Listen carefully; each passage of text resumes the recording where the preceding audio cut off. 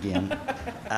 Just so you know, it was 80 degrees before everybody, all of you came out here, with everybody out here.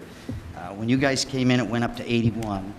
With all of the people that were in here, it only went up to 82. And with all of those people leaving, it's only gone down to 81. So I'm not blaming you guys, but I'm just telling you the facts, okay? I think that's what you're doing.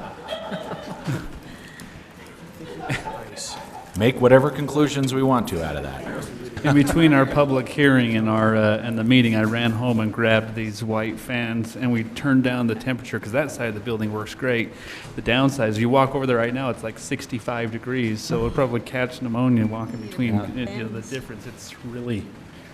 You could hang some meat over there. That fan was by the door. We were trying to push some of it over here, but I don't think it was doing anything. I don't know that the fans are doing anything at all, actually, but.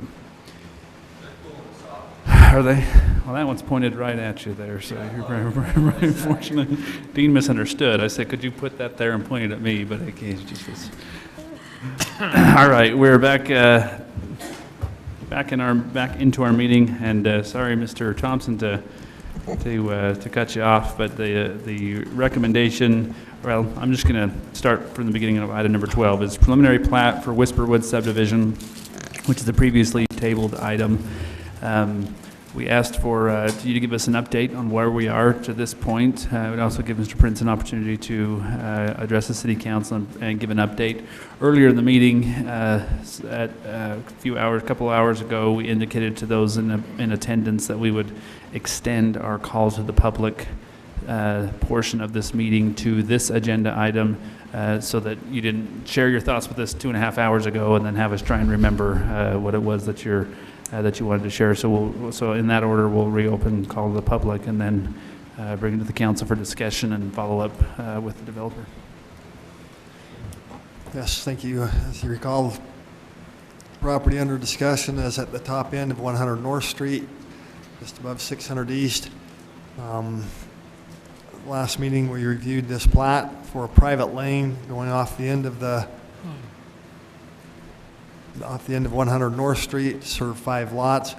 There is some concern about turnaround issues. Other issues discussed as well.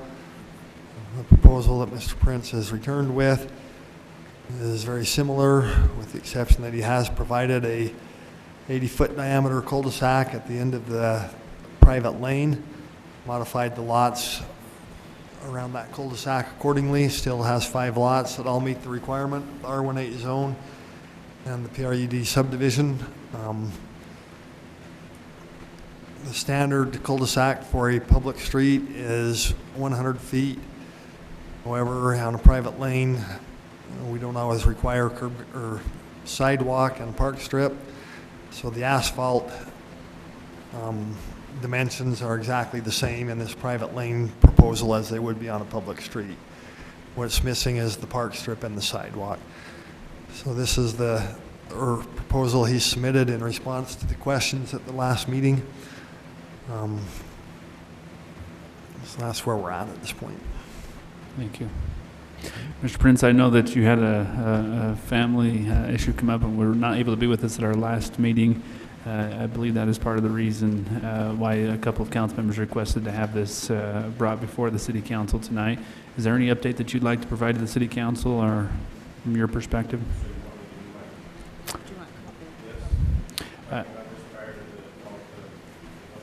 I'm not sure it totally matters, but I think it might help maybe to give an update since from our last meeting. This won't be your only opportunity, of course, since you're the applicant to speak. So maybe an update, we'd provide that call to the public and then give you further opportunity to clarify if needed. Thank you. Oops, shouldn't have touched it. Thank you, Mr. Mayor. I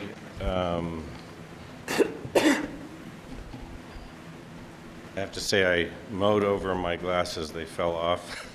So now these are only distance glasses and I can't see the stuff. So anyway,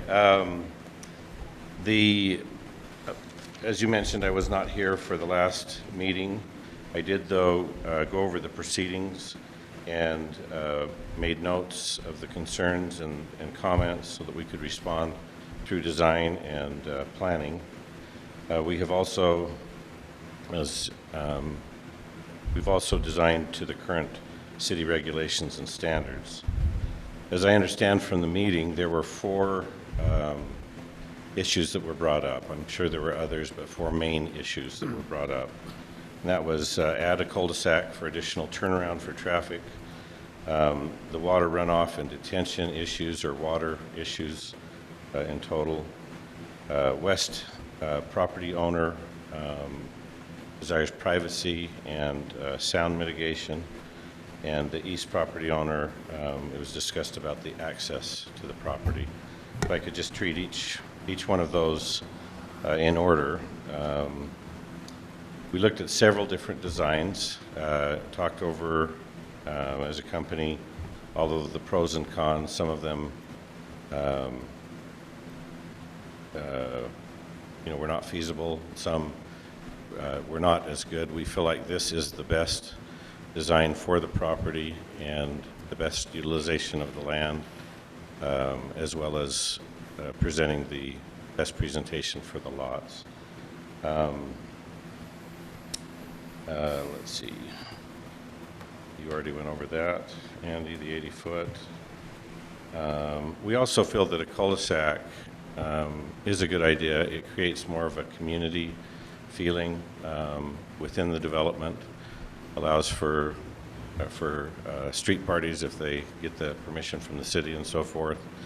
And we just feel like it will be a good addition to the property. As he said, I designed in cul-de-sac lots also. Feel like they are more desirable. The other lots, 3 of the lots are west facing, which is also desirable. Getting sunlight in the morning and shade in the afternoon is nice. As designed to the center of the cul-de-sac, it's 480 feet from the center of the intersection at 600 east and 100 north. So that's well within the 600-foot rule that the city has. Secondly, then, going into the water detention and control of runoff. First, as we've mentioned prior, we are going to enclose the balance of the stream on the property, and that will mitigate the debris that is around that from falling into the stream, and will change not having that fine grate there as well. We have lined up and actually had rolling on several companies. We've lined up or contracted with several firms for studies, engineering, and design for these resolutions. We will be conducting a hydrology study for the direct watershed of this area, so we know the impact and what to expect in the future. We will also be conducting a geothermal study for the water table on each of the lots. We've contracted with an engineering firm for an ALTA survey and also a topographical report, so we know exactly what the land is doing. We have contracted with a civil engineering firm for infrastructure and water detention engineering as well. And finally, and then we've also engaged an additional civil engineer to review the information prior to then handing it to Mr. Thompson, who's the city civil engineer, to check over everything, either approve or tell us what we need to change and so forth. So we're trying to, in advance, do a lot of things that would take care and mitigate the water issues. And we recognize that after all of those studies, it could change some of the things that we do. We don't know until those studies are actually done. The private drive and the circle itself, one of the great benefits is that it creates an engineered waterway and collection for the entire property, both above and below ground, so that the water can be gathered and directed to the right locations for detention and then any overflow contingencies. It will control the direct water runoff to the water detention, and then it also we will have it designed for complete mitigation of any of the water problems that are currently there. The second or third issue, privacy and sound mitigation for the neighbor on the west. We suggest that we design and engineer a retaining wall that would begin at the northeast entrance to the backyard. There's a stairway that's about right there that goes down into the lower area. And so it would begin there. That's also where the fencing ends on the property. And it would go it would be then carried to the beginning of the additional parking pad that they have built that's actually raised in that area. We would also install, if desired by the homeowner or the west homeowner, we would install 6-foot fencing on top of the retaining wall to match the current property owner's existing fencing, and that's again if they desire, but they want it to match. It would start where their fence ends and continue to the end of the retaining wall where the additional parking pad is. Now, if so long as it meets all of the engineering standards, if the west property owner does not desire that we do a retaining wall along there, we could slope that area down. Our preference is to do the retaining so that we can direct all of the water 100%. Of course, all the water except the slope would be already directed in the right location. Number 4, access to the property on the east of the development.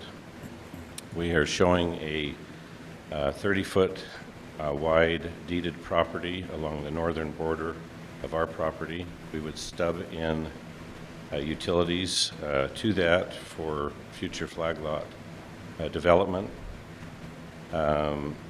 If necessary, after survey and engineering, if we need to, because there's been some discussion of where the entrance is on that creek, and if there's sufficient room for a 20-foot drive to get by that.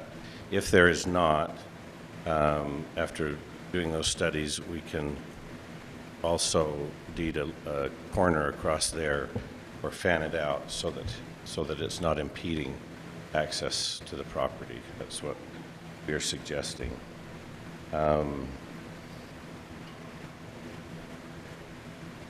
The lot sizes, as you can see, does everyone have a copy of this, by the way? I brought copies for everyone, and are they legible? Because the last ones weren't so great.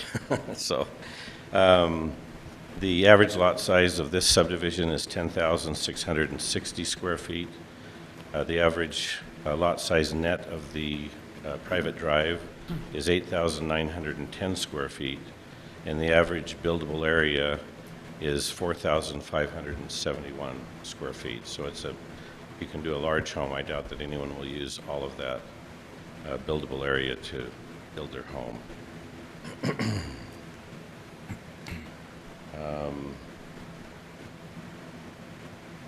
And that's the reasoning and why we came to this design. We also did something that is a change, and that's bringing this private drive out further rather than hugging along the parking area there. We would bring it out to meet the 20-foot regulation all the way along there. So that's another thing that we've done. Are there any questions for me at this point? Yes, I have a question. So if the drive were an issue, is there any reason why you couldn't just flip the configuration?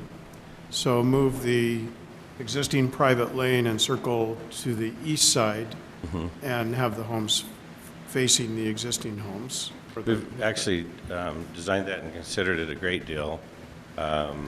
It does not achieve the higher level of surety on the water mitigation, but I'm sure through engineering we could do it. The circle that would be there, and essentially it would be reversed. The property, the drive would go along this northern property and then swing along the eastern side and then go into a circle here, and then it would have the cul-de-sac lots branching off from there. With the design to be able to fit the lots just as we have there, the circle would be at 650 feet from the center of 100 north and 600 east. So we would, if that were the case, we would request a variance on that. Another reason that we favor this, first of all, that puts in what would become essentially the barrier that we were hoping to create here. It puts it on the east of the property, so it works as a great barrier for anything here, but not so much on the property itself. So when you say a barrier, are you suggesting it becomes a barrier to water to help prevent flooding? Barrier to water, right. Because what we're doing essentially with this road is we are engineering a waterway, meaning any surface water, any subsurface water, to be able to be directed to the water detention and to back up overflow mechanisms. Currently, if there's any water in this detention area, 100% of it goes down that little grate and passes underneath the west property owner's driveway, and they have a grate here and then also a grate here in their front yard. So it forces all of that through there. What we would suggest, so long as the engineering backs everything up, is that we create a detention system that can handle all of the water. It would have a secondary backup to it that would then have any overflow, should it be an exceptional event, that would go into the storm drain here. Then if the city wants us to use it, we'd prefer to not send any more water down through here, but we are happy if the city would like us to use it. And quite frankly, if the engineering requires it, we would do it no matter what. So then, you don't really know yet, sorry for interrupting, but so if I understand it, the primary drainage source would be this new drainage along the other side of the street. But if it made sense from an engineering perspective, you could have a secondary overflow that would be higher, so it would only Correct. be used if the primary failed for some reason to handle the flow. yeah, if it's too much overflow. So the detention would be there to handle everything. Then the overflow, the primary overflow would be, as you said, down 100 Leave that in north. somebody's lot? You're gonna put a detention basin in their front What's yard? that? No, the detention basin will either be here or we will do underground detention. We have not determined that yet. It depends what the studies come back. The engineering is very important, and we'll be maximizing whatever needs to be done. Underground detention has to be underneath a solid surface like asphalt, so you're gonna put it out in your road? It could be done. I don't know It's where about they will $50,000 end. to $100,000. It's a lot. It has been, Just not sure I'm convinced that, well, I'm not convinced either until I get back the studies, the engineering, from both the professionals in the water area that we're hiring and also the civil engineering. So then, as you mentioned, Mr. Garn, that one would end up becoming the third receptor or the second backup flow of an extraordinary event. We would end up, of course, moving it, repiping and so forth, so it ends up where it needs to be. But that's what the plan is, given the engineering and so forth. If we go to this east side, we looked at a plan that we could slide the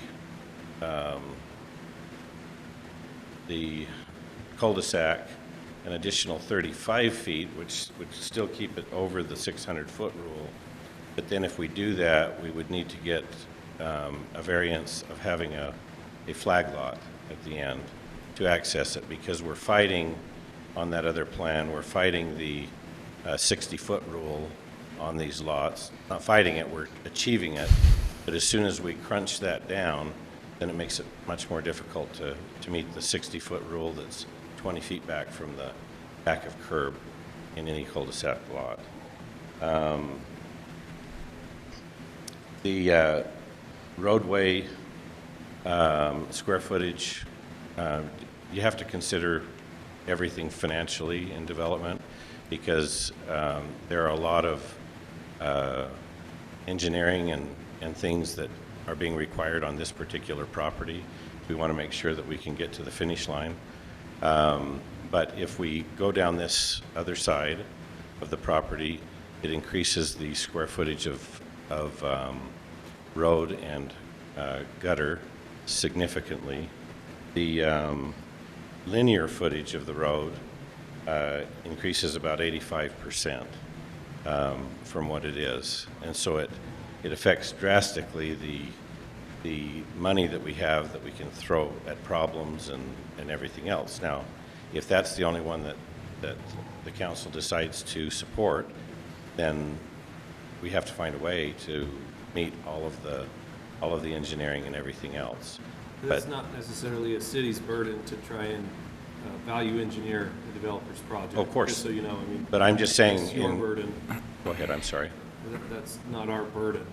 No, not at all, and I don't mean to say that.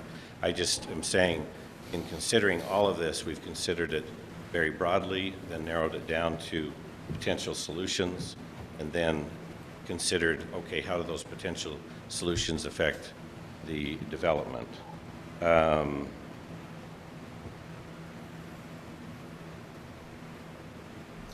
So what we're requesting tonight is, if the council will grant us, is preliminary plat approval on this design. If they will not do that and only want to consider the other one, then we would ask that you grant us preliminary plat approval for the other design, and we will make it work. We just need to get going on doing the studies and doing what is necessary to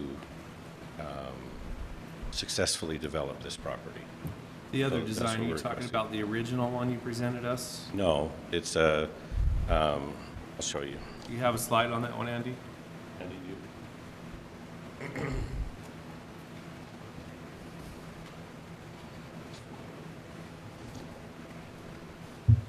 So does this one eliminate Mr. Briggs' proposed driveway? Is that what I'm seeing? I mean, Well, you wouldn't need it. Of course. Because it's right next to it. Oh, I'm sorry. Can I come up here? yes. I should have asked before I left. I apologize. Security left the room, so you're all right for a Yeah, minute. we don't have That bailiffs. is the proposed one that we have. This is the east line. I've got it for each one of you if you'd like it. That's proposed east. So also west and east. And then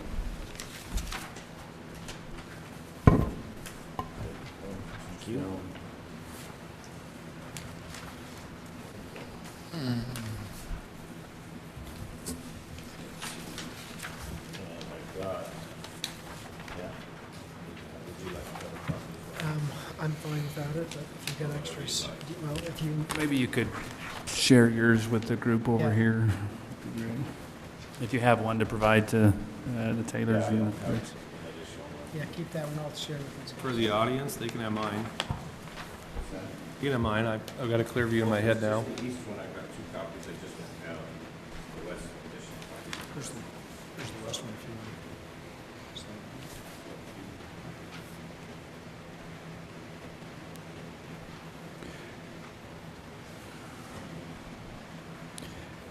All right, so we have I think, a relatively good update. Is there anything you wanted to add to this? No, just if there are any questions on our reasoning and design and thought going into this to mitigate all of the issues that were brought up.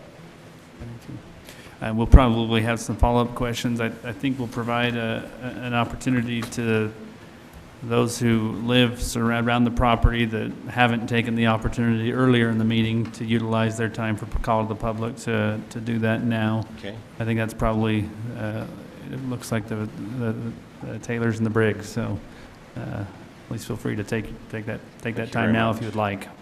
Appreciate the time, thank you. Thank you, Mr. Prince.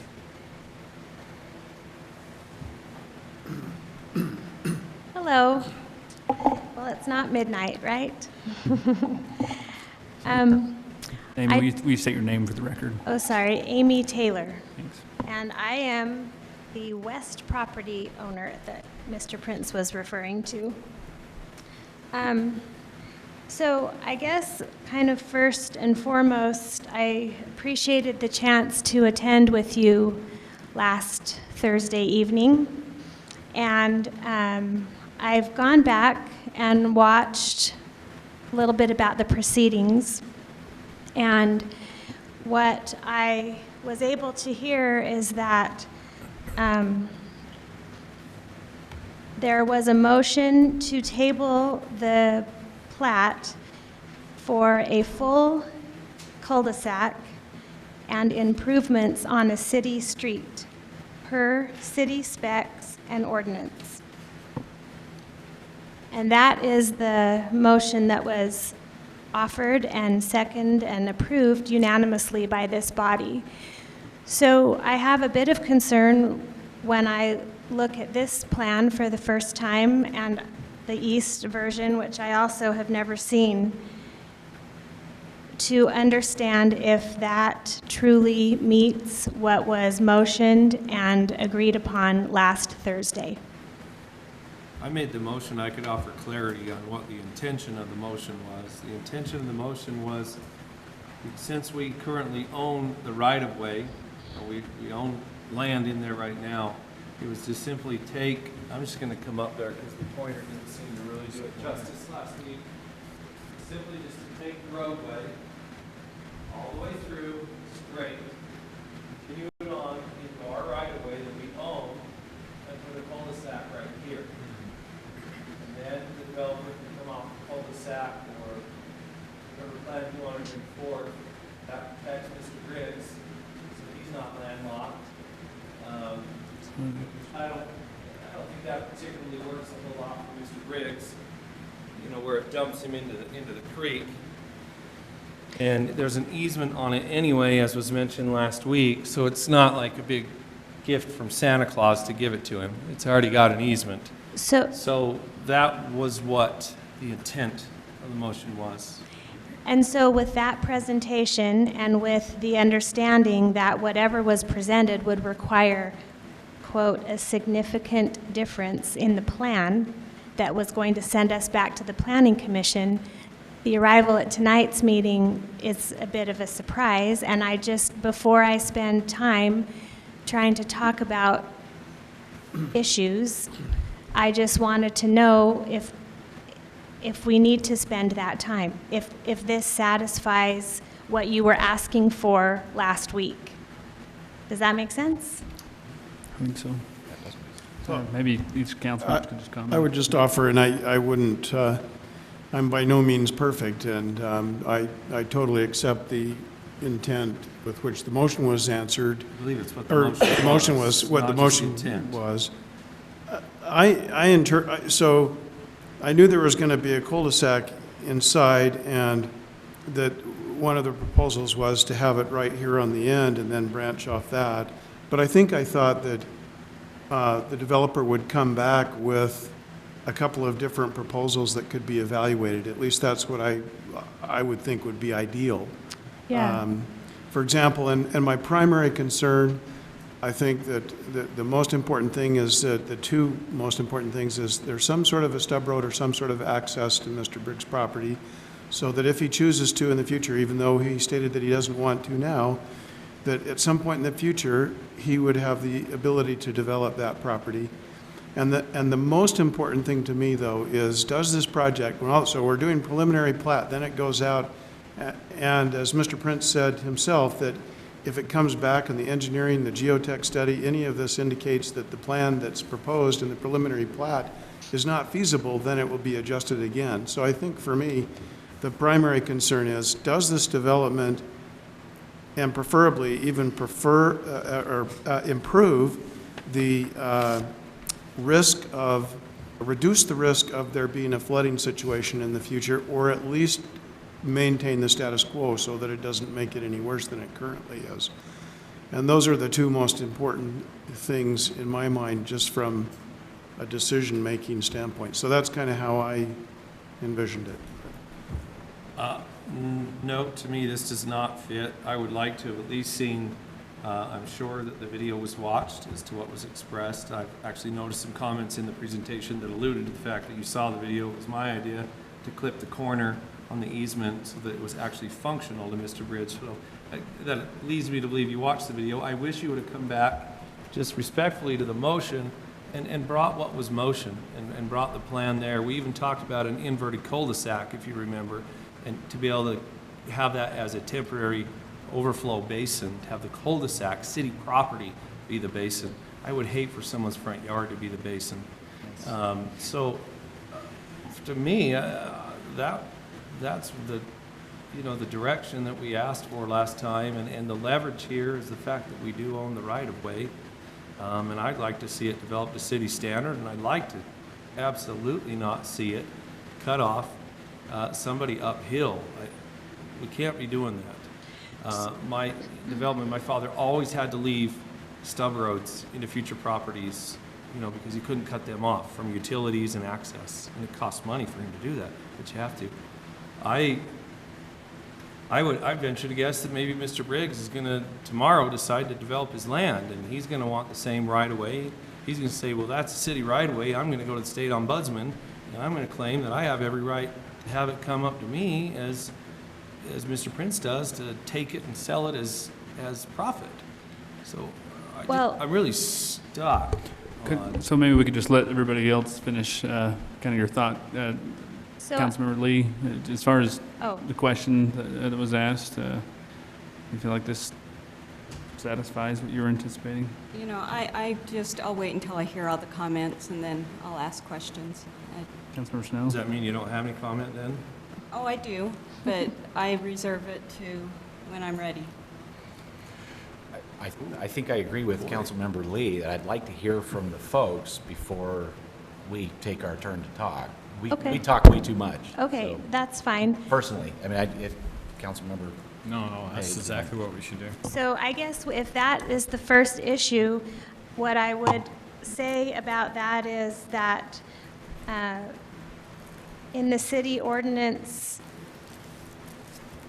1917, in the definitions, the cul-de-sac is a terminal street, which I know the mayor and the motion had talked about, is something to deal with these kind of funky end of the road, no pun intended, about the right-of-way and how to kind of finish it off. And the cul-de-sac requirement is a 100-foot minimum diameter, and then the 600 feet that Mr. Prince mentioned. And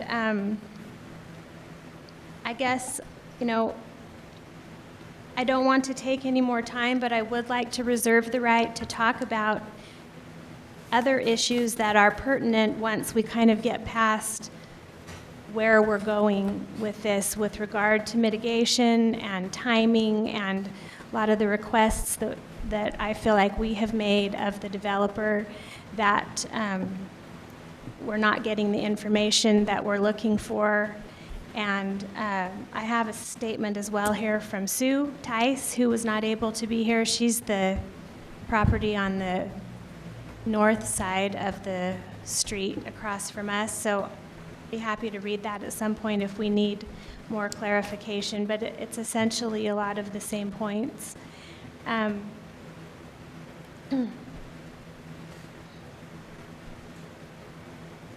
did do a little bit of research and checked in with the fire marshal about the way that this appears to be and why it's necessary for that space in a city cul-de-sac. And there was some concern on, he said that the city preference is 100 feet on a cul-de-sac. And also, there was some concern about whether or not a fire truck would even be able to come barreling down here and make that turn in such a tight space. And I do, you know, I have some specs on fire truck radius and diameter and what they need and that kind of thing, if the council would like to take a look at that. Thank you. Mr. and Mrs. Briggs, would you like to address council?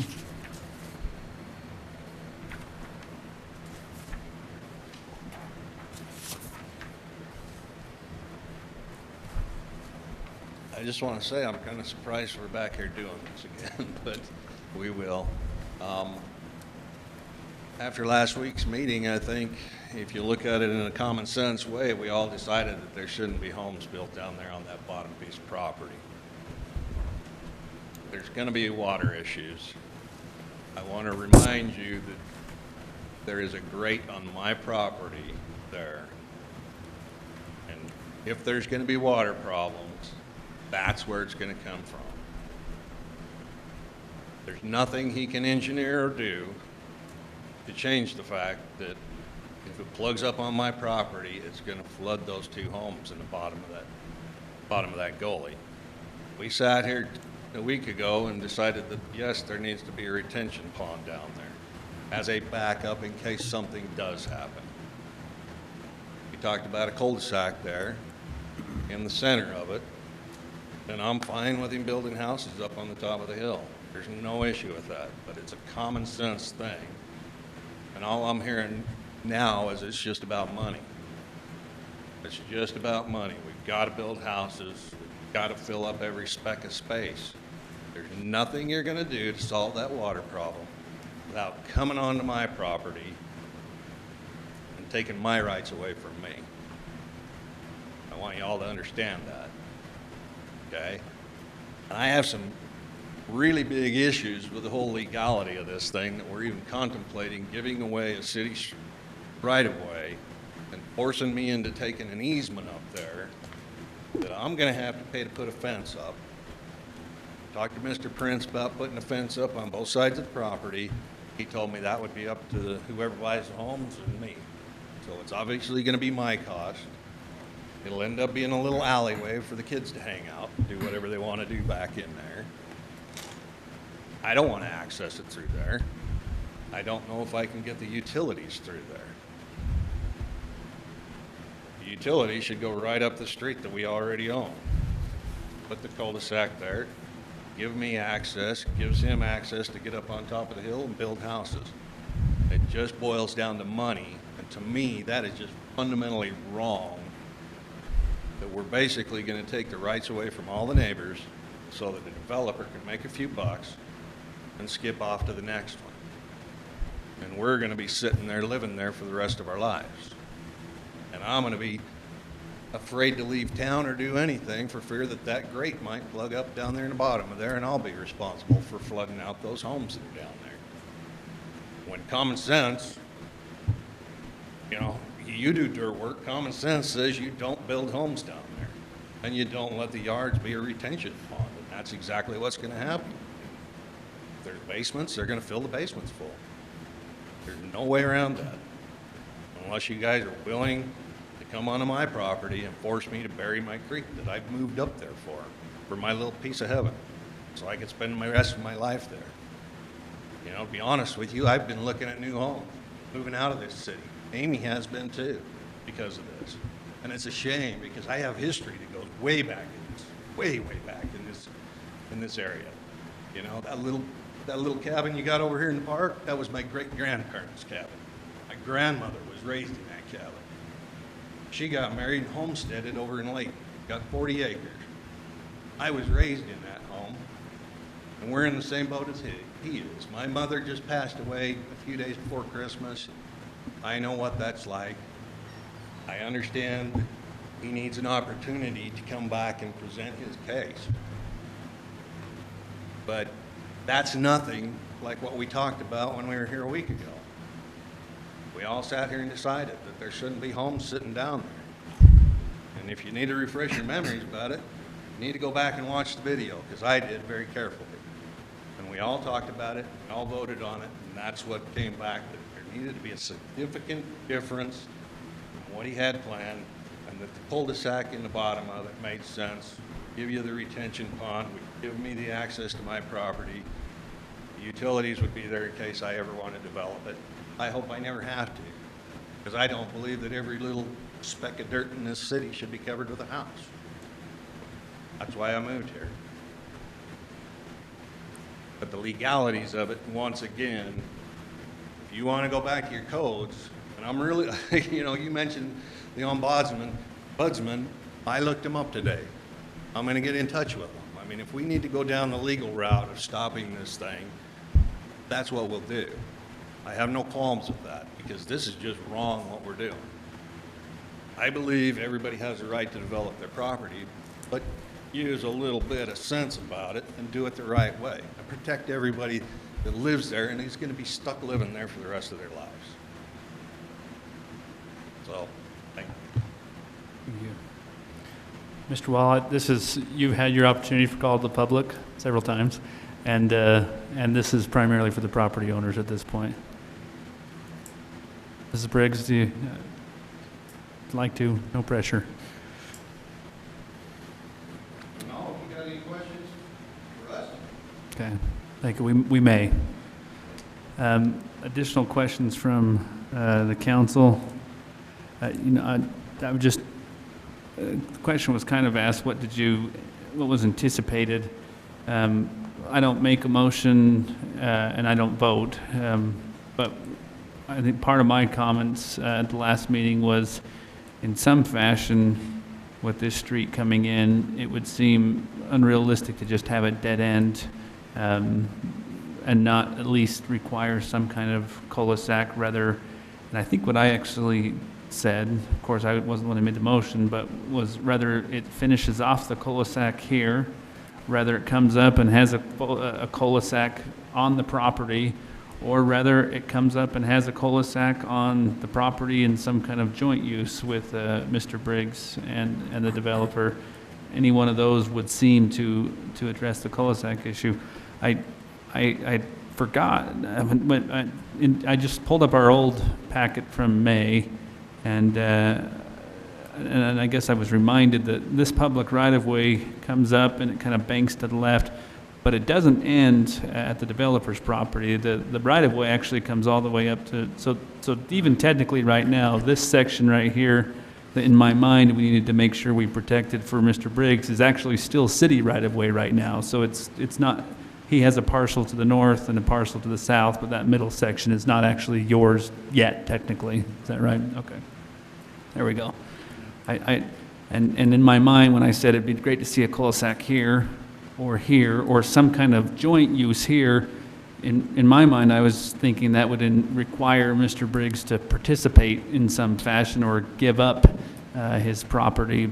I guess as it stands right now, a joint use cul-de-sac or coming in could certainly, I don't want to say encroach, but encroach on that piece, because it's really not Mr. Briggs' property. And so while the technicalities of the motion, at least in my mind, that I was hoping to see one of the three, but I do think in some fairness, we asked for, the consideration was for a cul-de-sac, so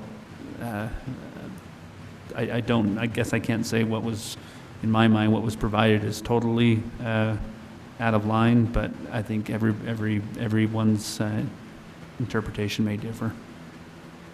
Mainly the location of the cul-de-sac, and that wasn't really what was conveyed. And the cul-de-sac where you've designed it really doesn't serve any greater or lesser purpose than the hammerhead that you had before.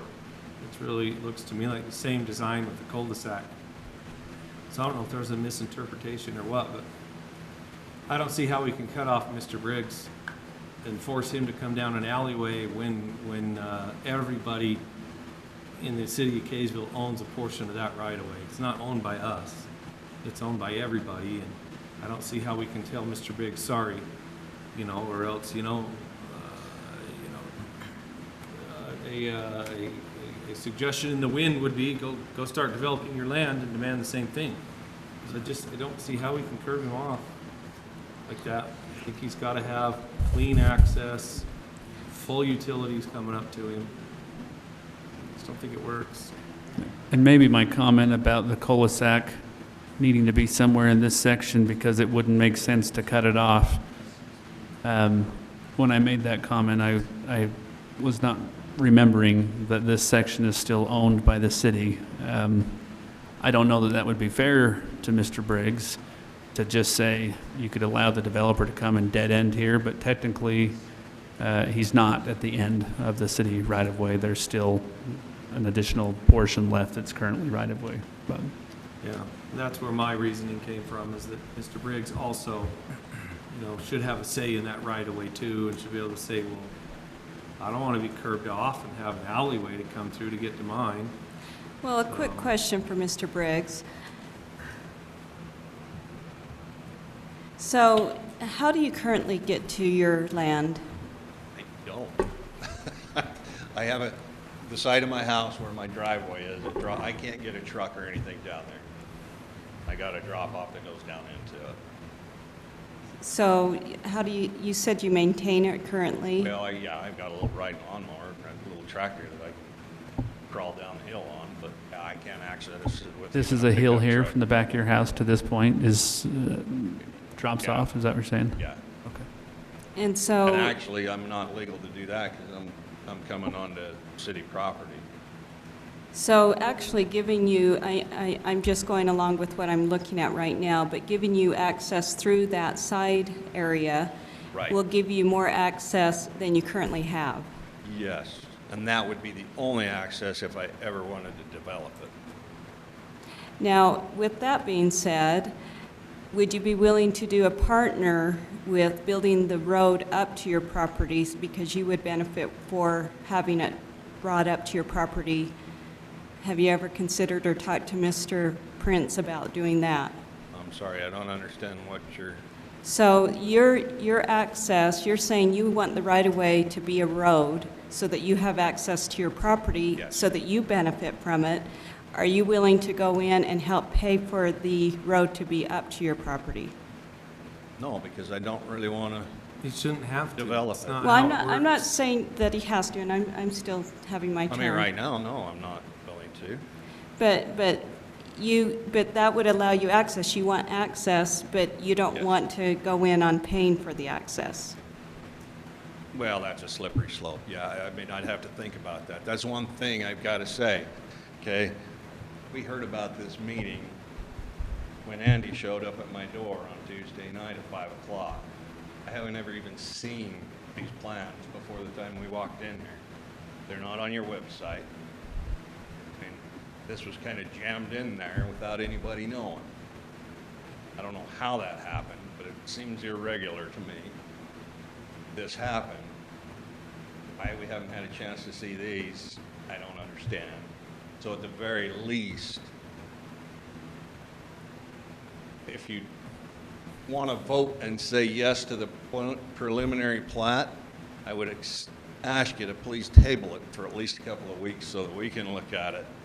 I can go get some legal advice on how to deal with this because we're still putting the cart way before the horse here. The vacation of the street needs to come first before we even talk about building homes. That's two separate issues. And I don't understand why we're why we're doing this when we haven't even talked about vacating the street and what's legal there. Okay, that's You all the can do- questions I You have. can do no material harm to any neighbor when you vacate a street. That's the Utah code. I can read it right to you. I mean, it's, good cause has to exist for the vacation, and the public interest or any person will not be materially injured by this proposed vacation.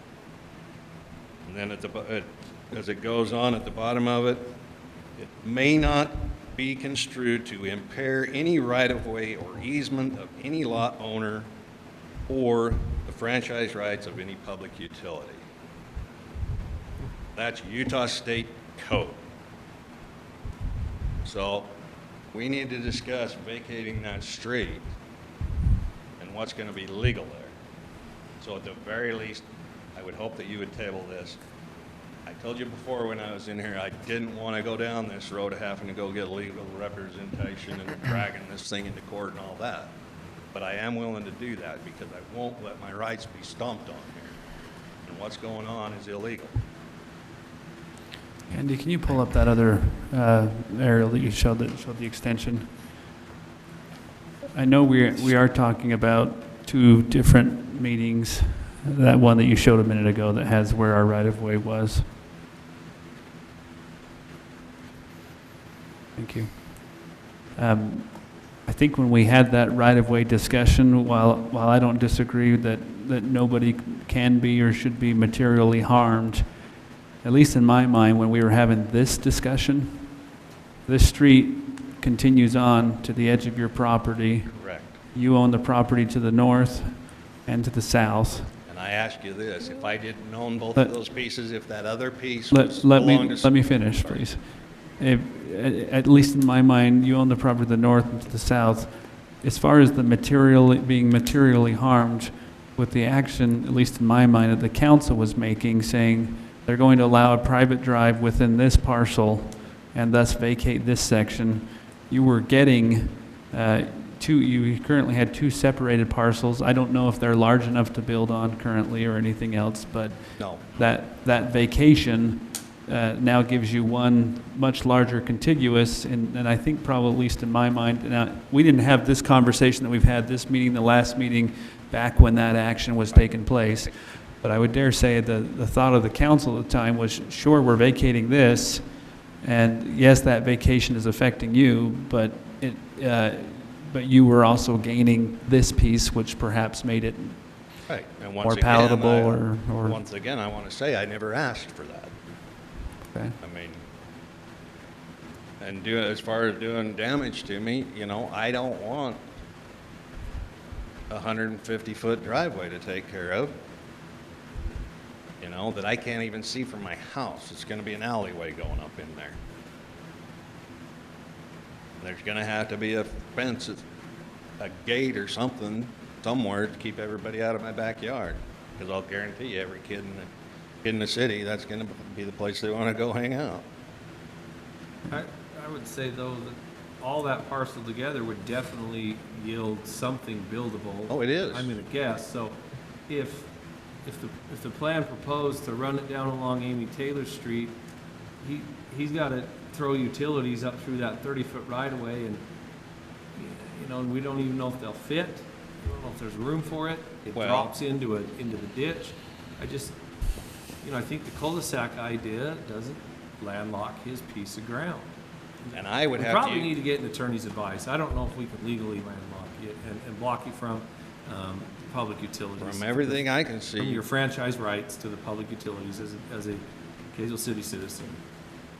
I'm sorry, I'm just going to ask this question, but I don't see how if there's a 30-foot access to your contiguous property, how that's landlocking or blocking access to the property. Well, if utilities won't go up there, what good is a piece of ground? You can't develop it if you don't have sewer and water. You Why cannot won't- do a septic system. Why won't You utilities, have to have 5 acres to do a septic system. why wouldn't utilities be able to go up? You don't know if they will or won't. You've got an easement for a 36-inch barrel pipe, and then you've got state code for how far culinary water, sewer water, and secondary water have to laterally be apart from one another. If that doesn't fit in the easement,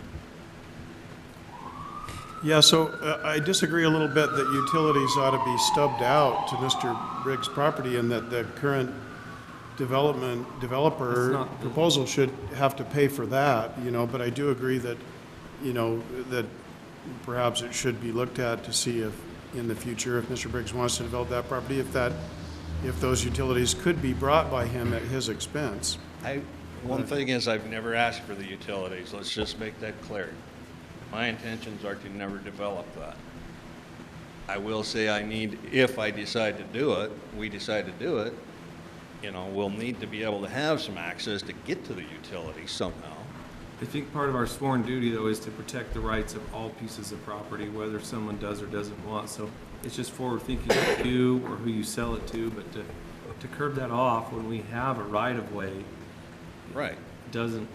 The one doesn't thing feel to right. consider too is if I didn't own that north piece, if that belonged to somebody else, this whole situation would be completely different. Or the south piece, I should say.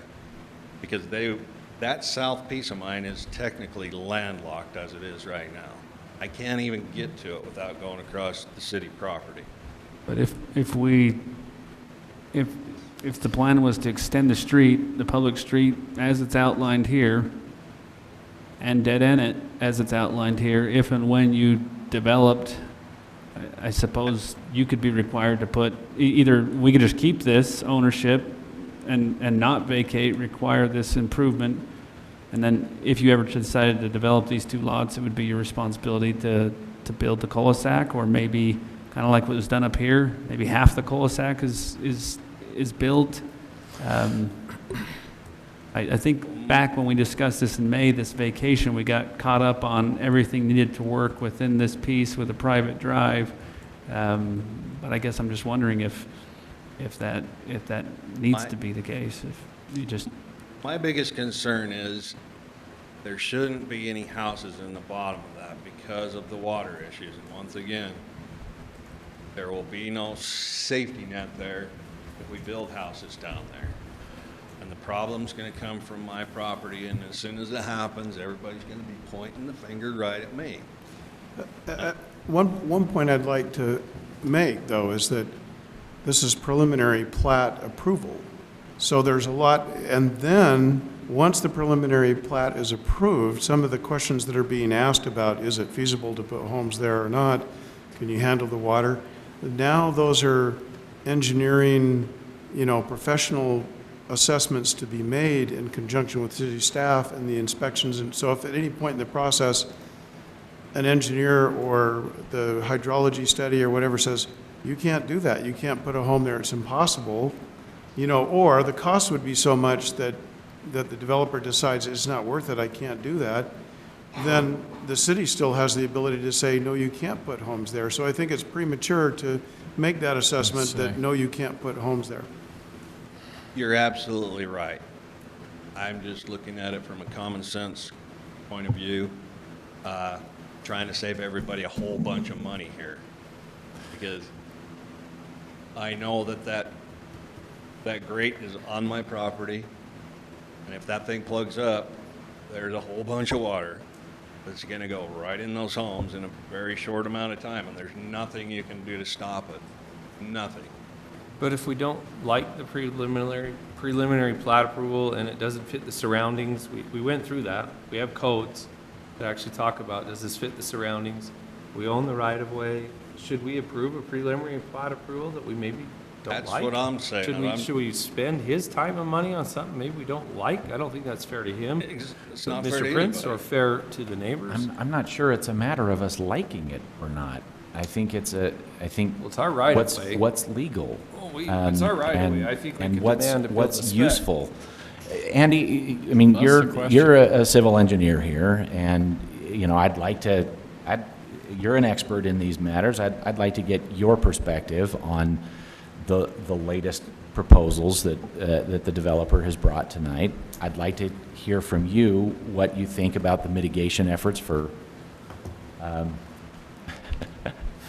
We're back to the early part of the presentation tonight. Skipped on me. So I'd like to get your perspective on it, Andy, on whether or not this configuration, and there's the other configuration with the private drive going up along the northern and the eastern edge of the property. It seems to me like this configuration right here that's been proposed tonight, it could potentially work, and I think it works as we've now built, or we're proposing to build a facility here that, I mean, the topography of all this property drains down towards the Taylor home, down towards the western part of the property, and you're putting a road there where it can collect water and be directed out into other facilities that would be constructed, as Mr. Prince described. Andy, please, you take some time. I'd like you to take some time anyway to describe your thoughts about this and give us your perspective. Well, and just one thing when you're doing that, I would like to know too here, I mean, we've been told that you can't run utilities up there. I guess that's the thing. Is 30 feet enough to run utilities and also, legally to do that? And then I believe that with this easement right here, if that's in place, for him to develop these lots, correct me if I'm wrong, aren't they too small? I mean, wouldn't this have to be rezoned to fit lots? I mean, to fit houses? I guess that's the questions I have. So you got several there. We don't want you to go to sleep. Currently, what Mr. Briggs owns, as I recall, this lot's about a little over 6,000. This is a little under 5,000. Smallest lot allowed in Kaysville under straight zoning is 8,000 square feet. Okay. If he PRUDs and includes the right-of-way, though. So without the right-of-way, he does not have any buildable property. The right-of-way is vacated, and I haven't done the calculation on that. He may have enough for even 2 lots. Again, I haven't done that math.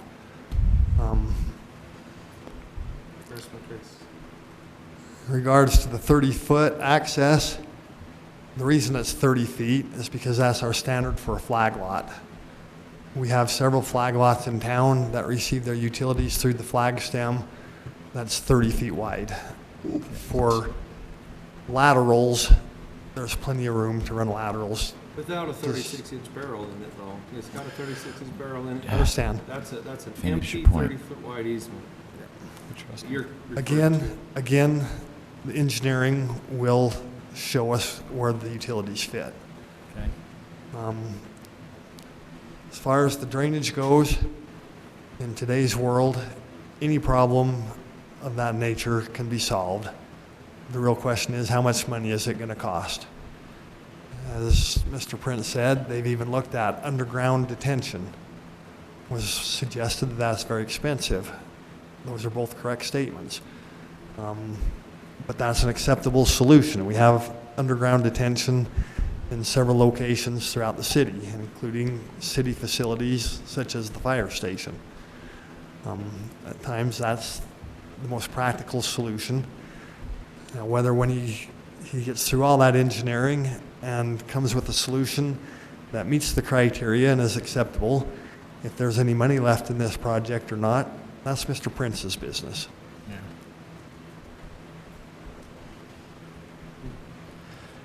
Can you describe the water situation? I mean, in detail. Would that be an acceptable alternative to prevent some of the flooding that has happened and the runoff that would be potential?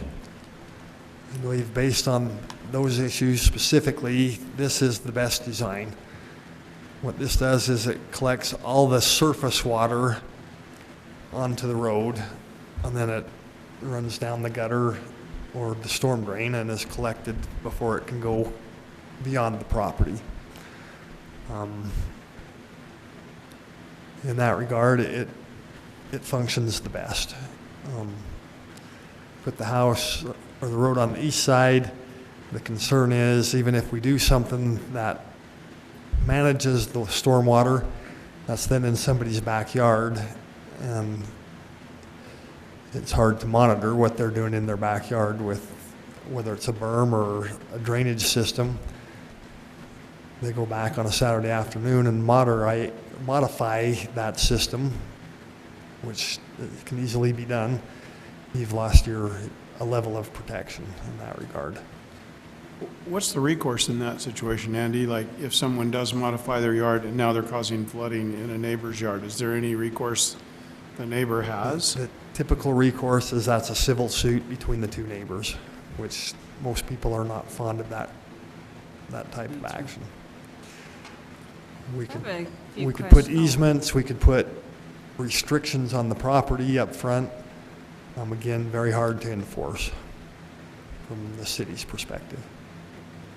So I just wanted to hear Mr. Prince's perspective on what Andy just talked about.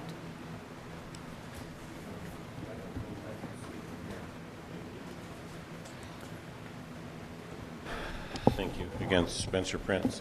Our perspective is we are doing all available appropriate studies to find out how to best treat this. We do, as far as, and there's been numerous designs that we have looked at, engineering-wise as well, and this one we feel is the best to mitigate the problems that we've talked about, because from the very beginning, it's been there's a water problem. So we need to mitigate that, and we feel that this does the best, and we are spending the money to determine, through professionals that do that for a living, to determine how to handle that.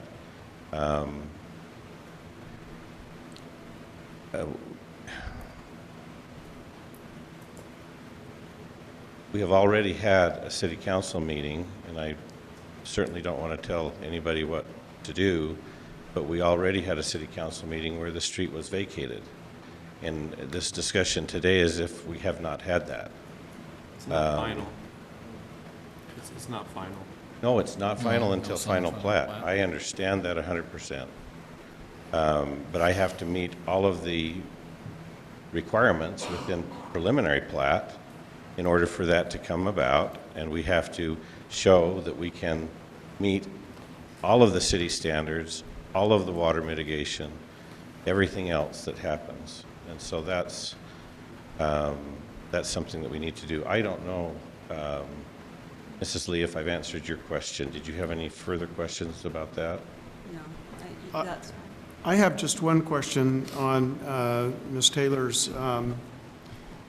stats here on the different pumper truck, aerial platform, ambulance, and the standard cul-de-sac being 100 feet, this one being standard city cul-de-sac being 100 feet. This one at the end of the private drive is 80 feet.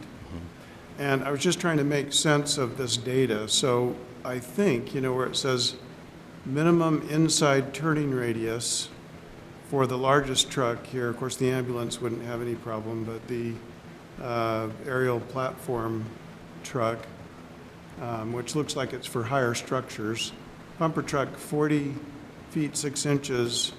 Well, that's or 20 minimum inside turning radius. That seems awfully small. So I'm not sure I understand the data exactly, but would anyone know whether a fire truck could turn around in that 80-foot cul-de-sac? Or I can tell you that all of the, well, I'm sure there's variations, but all of the circles, hard surface circles, are 80 feet within the city. Now, they may have been different back then, but my understanding is hard surface is 80 feet. The reason there's not 100 feet is because with a private development, we are not required to put in a park strip and sidewalk. Oh, That's so what makes the difference between, I see. it's 10 feet on each side that makes the Right. difference. But if that made the difference on a fire truck, then he'd be driving onto someone's property. yeah, I see what you're saying. So the actual asphalt area or the available drivable area would be the same as the city. Exactly. Circle, That's the same. And I can also say, my partner develops hotels nationally, and he has checked all of what we have done with the international fire code standards, and he even put 100-foot trucks on it through his engineering and so forth. That doesn't mean anything until we come back with the actual studies, and we understand that. But we didn't want to come with something that inherently had a problem, and we've tried to avoid that through looking at all of those issues on it. And just one more question, and maybe you could answer this. So if we did put, I mean, I do have some concern with the idea of having the cul-de-sac right as you enter from the existing street on 100 North. And the reason is that if you make that circle big enough to expand that whole space, I mean, maybe I've got the wrong vision in my mind, but what I'm envisioning is a big circle with nothing around it. And I kind of think, why do that? I mean, you've got a big circle, but there's no homes or anything around it except just sort of some dead space. And then I imagine you would run, if that were the case, or the requirement that the city council put as a condition of approval, then you'd have to run the private lane then off, I guess, the west side, off that cul-de-sac, and then have another cul-de-sac for turnaround, I guess, at the end, or some turnaround point. So I'm just seeing all this redundancy of asphalt, which actually makes more impervious surfaces, and I'm not really seeing what the purpose of a circle there would be when there's nothing around it. Does that make any sense? Or? It does, and I can say that because I've asked, the circle that is there, even though it is a temporary circle, it is built to the same standards. It's an 80-foot diameter. The asphalt is just as thick as anything else. I did do a design where we actually encroached into that 66-foot right-of-way with a circle, and then put another circle at the top, and it was so redundant that it seemed silly because... So in fact, you have two circles, right? Right, you'd have a figure-8 circle. Or three circles. You'd have one at the end of it. Yeah, high school racetrack. But anyway, you'd have two circles right next to each other and overlapping, and then another circle at the end. This is not... The idea was to remove that one. Take the right-of-way back to the ROW standard, remove this, bring it up here, and cut off with a hammerhead or whatever. It wasn't to have all this, whatever you guys are talking about. I think we're in the weeds.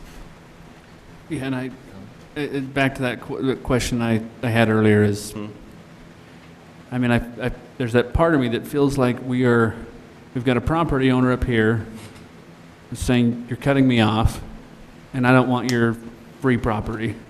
And we're forcing this right-of-way to be built and questioning whether or not it has utilities. When there's, on the same token, I guess you could just say, extend the street to the property line. It doesn't cut anybody off, it extends utilities, doesn't give Mr. Briggs any land, it just extends the existing public street. If he doesn't want it, I think the discussion in the May meeting was that I believe that the council believed it was a win-win for everybody. But we have the gentleman here saying, I don't want it, and we're Meeting last week, you guys stated, I didn't ask for it, but if we can work out a solution here, I'll be more than happy to take it. okay. I just haven't asked for it yet, because I don't see anything back. I just worry that tomorrow, if you want it, 5 years, 10 years down the road, you're cut off.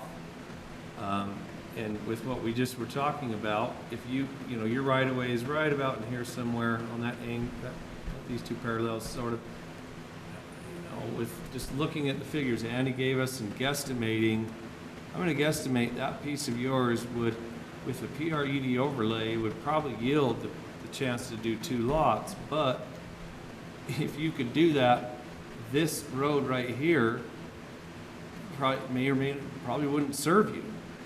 I'm just saying, can we just take the right-of-way where it is, pave it, and then Mr. Prince can do whatever he likes to come off of our right-of-way, built to our standards, cul-de-sac or not, and then in the future, 5, 10 years, Mr. Briggs has the ability to do a PRED potentially and have 2 lots there.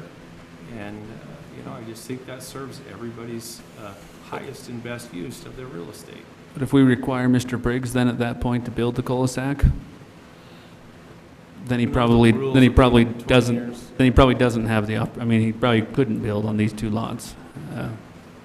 You might be able to have a hammerhead situation to get a fire truck to go up Hammerhead and come back out, I don't know. But I would never put a house down there on the bottom of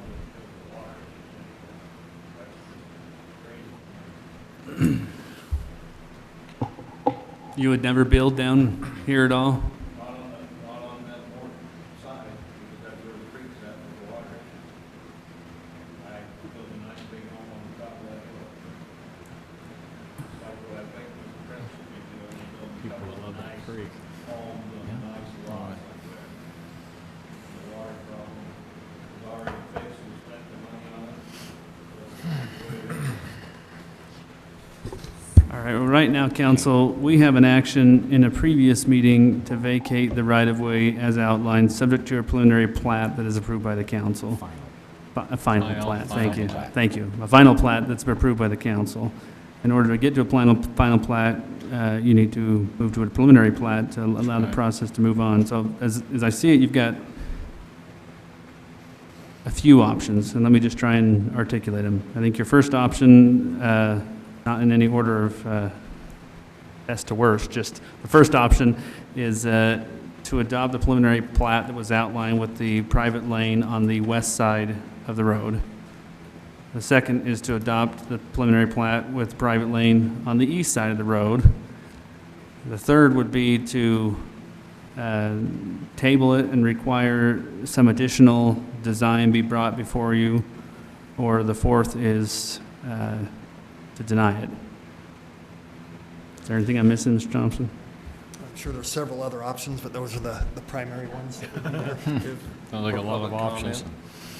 But based on the conversation I've heard tonight, those seem like the four most likely options that you would consider. is there room to entertain a comment, Chairman? There is, if you're not ready to make a comment. You just asked if you could make a comment. Oh, sorry, I meant there's more public comment. That's what I said. Okay, go ahead, Ed. You're fine.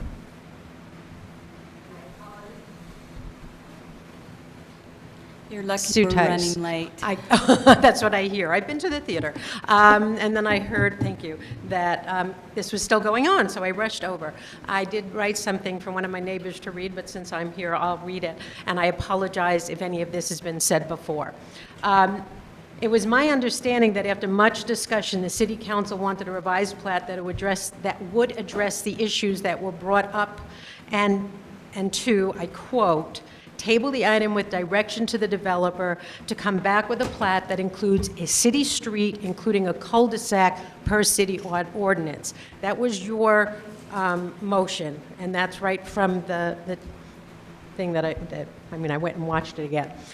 And when asking if the plat would come to the council or go back to the planning commission, Andy Thompson stated, and I quote again from the same place, the expectation is that the plat will be significantly different and will require review by the planning commission. The vote on the motion to table and ask for those changes was then taken, and it was unanimous. The plat being presented here tonight is not significantly different, which is why it's here and not back at the Planning Commission. I understand that.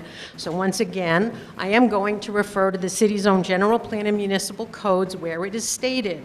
General plan, page 4, land use goals and policies 1C. Housing development should have a minimum of through vehicular traffic and a maximum of open space. Municipal code, title 19, subdivisions 1911, public welfare. Any proposed subdivision and its ultimate use shall be in the best interests of the public welfare and the neighborhood development of the area concerned. Municipal Code Title 19 PRUD 1734-1 purpose. The purpose of the planned residential unit development is to encourage a better living environment, to preserve meaningful open space, steep slopes, to preserve character and assure greater compatibility of new construction with the existing neighborhood. 1734-5, additional criteria. B, the relationship to existing and proposed land uses and circulation plans of the community and avoidance of any disrupting element in the neighborhood. D, impacts of the roads, lanes, or driveways on adjacent properties. E, impacts on the privacy of adjacent properties. Also in 1734-5, there's additional criteria number 2. These may be mitigated by imposing conditions such as, and this is one of them, E, reduction in density. So just because the developer can fit 5 lots in this R18 area doesn't mean he must be allowed to do so in this PRUD. Municipal Code 1734-5, number 2, backs that up. The PRUD subdivision does give the city, I mean, I know you know this, does give the city more room to impose restrictions. If the developer were to install the full cul-de-sac at the bottom, as has been suggested, it would solve many of the concerns involving this property. Physical access and utility access to the Briggs, privacy to the Taylors, water retention issues, along with other practical considerations such as snow removal and parking. Our elected officials should be acting, and you do, mostly, hopefully, should be acting for the benefit of Kaysville and its citizens who put them in office. It is my sincere hope, I beseech you, that the City Council take into consideration not only the city's general plan and municipal codes, but also the concerns of those of us who are residents, current tax-paying citizens of Kaysville who have lived here from a few years to more than 30. Our concerns, especially as backed up by city code, should take precedence over the profit margins of a developer who will be here today and gone tomorrow. Thank you very much. Ms. Tice, do you mind if I ask you a couple of questions on that? Is that okay? So, first of all, maybe just a comment. I don't think that anyone suggested that we're even considering profit margin. I remember serving on the Planning Commission that that was one thing we couldn't consider. A lot of people wanted us to consider, you know, the property valuations. And certainly the ordinance sections that you just read, we should definitely take those into consideration. However, they're not like bright lines in the law, right? It doesn't say, okay, this subdivision qualifies under the sections you just read, and this one doesn't. So could you elaborate a little bit more? So I'm failing to see, for example, how the positioning of the cul-de-sac, whether the turnaround is in the property, other than maybe just to reduce density. So is that your main point, that if you put a cul-de-sac in there, even though there may be nothing around it, it will reduce density, and therefore it meets the objectives that you've just read? I don't think they're mutually exclusive or inclusive. I don't necessarily think that putting in a cul-de-sac is the reason for it reducing the density. I just think that's one issue that could be addressed. And I apologize if my rhetoric offended you. I in no way meant no, it doesn't. that. In no way does it offend regarding me. about profit margin. I'm just trying to make the connection. Okay. You know, the rubber meets the road between the code and this particular project. Right, and I think the So- code needs to apply to all projects, but I'm using the code because I am talking about this particular project.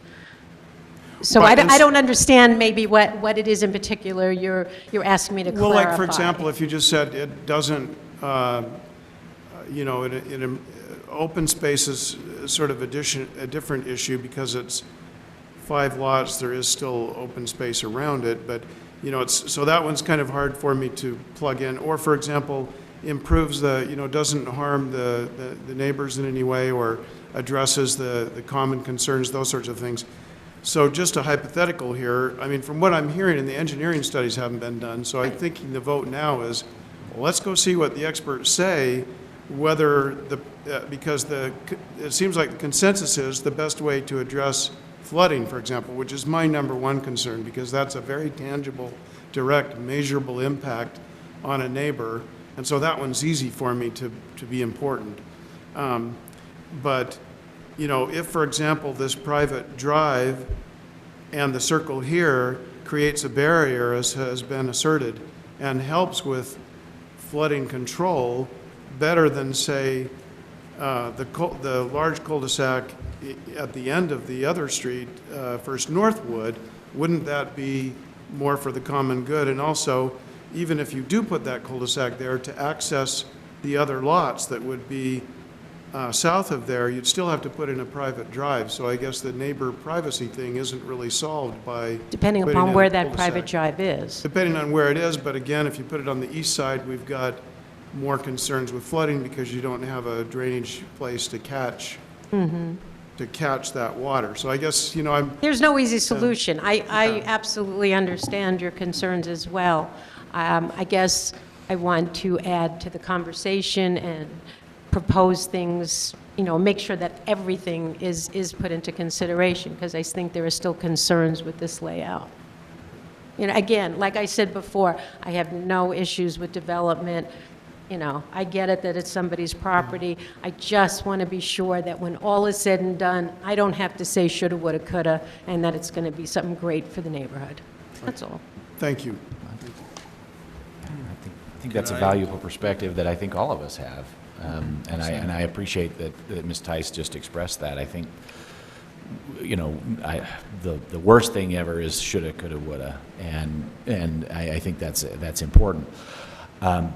But there are property rights, and I'm not sure that we know what could possibly go in or what could not until there's actually engineering that's completed and there's efforts made.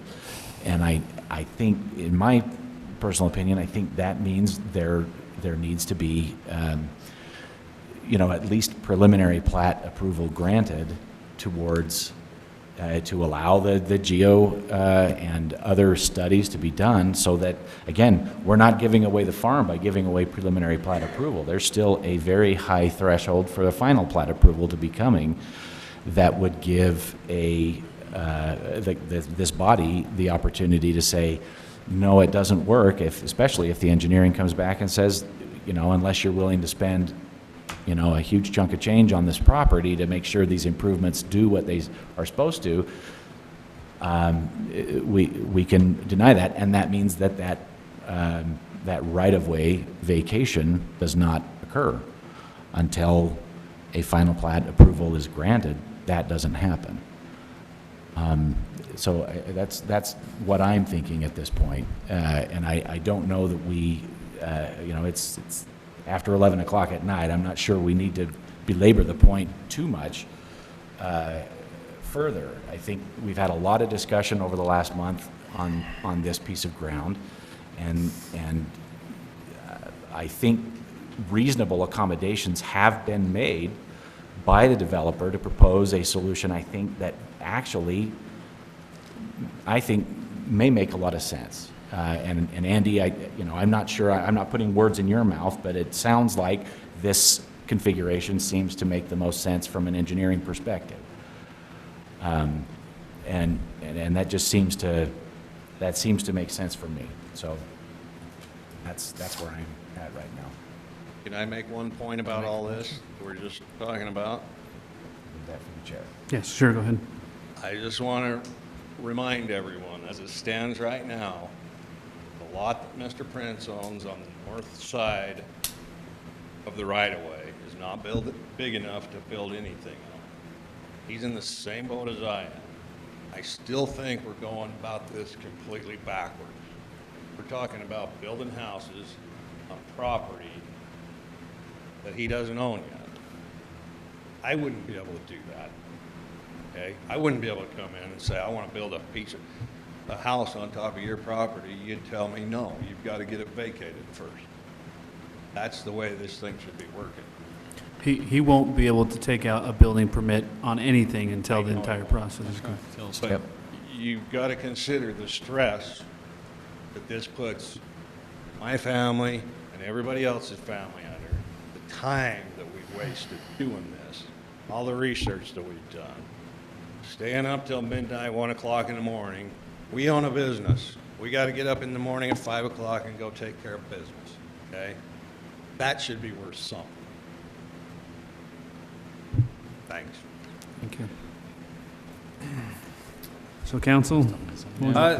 I'll make a motion that we deny the current preliminary plat due to the fact that we own the right-of-way, and motion that we maintain our right-of-way and have it be constructed and built to our specs all the way up to Mr. Briggs' property. I know he might not think right now that he wants to maybe build 2 homes, but in 10 years you don't know, and you'll have the potential to get the maximum out of your property, just like Mr. Prince is trying to do, out of a speculative piece of property that he's looking to buy right now, I believe you should be afforded the same right. Whether or not right now you want to do that. But when you sell your land, you might be sacrificing your highest and best use today if you don't have our right-of-way extended up to you with utilities in it, and I don't feel you should have to pay for it. So let me try and redefine that. I motion that we deny the current preliminary plat and ask that the developer come back to us with a preliminary plat that shows our current city-owned right-of-way upheld and the road designed off of that. Thank you. Is there a second to that motion?